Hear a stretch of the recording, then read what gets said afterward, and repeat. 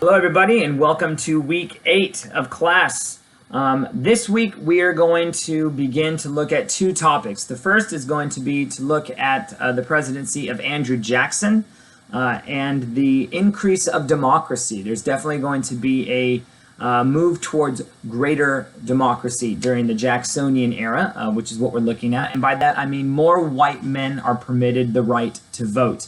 And a lot of very interesting changes are going to happen to American political history during this time because more white men are allowed to vote. There's some major changes with respects to people no longer voting for a particular person, but rather you begin to vote for a particular party. In fact, Andrew Jackson is the first president of what we could now call the Democratic Party, although the Democratic Party of the 19th century is not necessarily the Democratic Party of today. But that's where the roots of that party start. We're also going to take a look at some key events during Andrew Jackson's presidency, including the Indian Removal Act, the Nullification Crisis, as well as his war against the Bank of the United States, all of which have really significant consequences.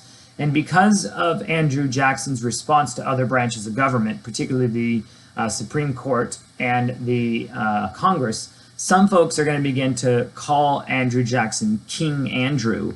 King Andrew I, and that's a somewhat interesting title to give to him because he is seen as being the president of the common man, and there are definitely things that he does which indicates that he is looking more for greater power for the executive branch than not. So we're going to take a look at his presidency. The other thing we're going to look at is a process that really we've already seen, and that's westward expansion. And we're going to refer to this from now on as manifest destiny.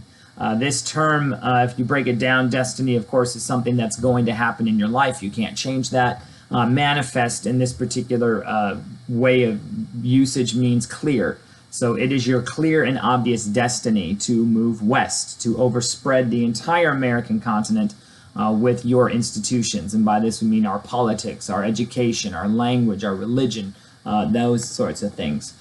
And so we're going to begin to look at manifest destiny and some of the things that compelled us to move west. Definitely the want for land is going to do that, but there's also going to be a desire for gold, especially after 1848 when gold is discovered in California. So we've got all different types of things we're going to be looking at. We'll be looking at the Mexican-American War, just so many different things. So hopefully this week you will find the content enriching, enlightening, and as always, if you have any questions, please contact me and I'll get back to you as fast and as soon as I can. All right, guys? So with that, I will leave you as I always do. Go in peace, be warm and filled. May the force be with you. Live long and prosper, and may the odds forever be in your favor. Have a blessed week, guys.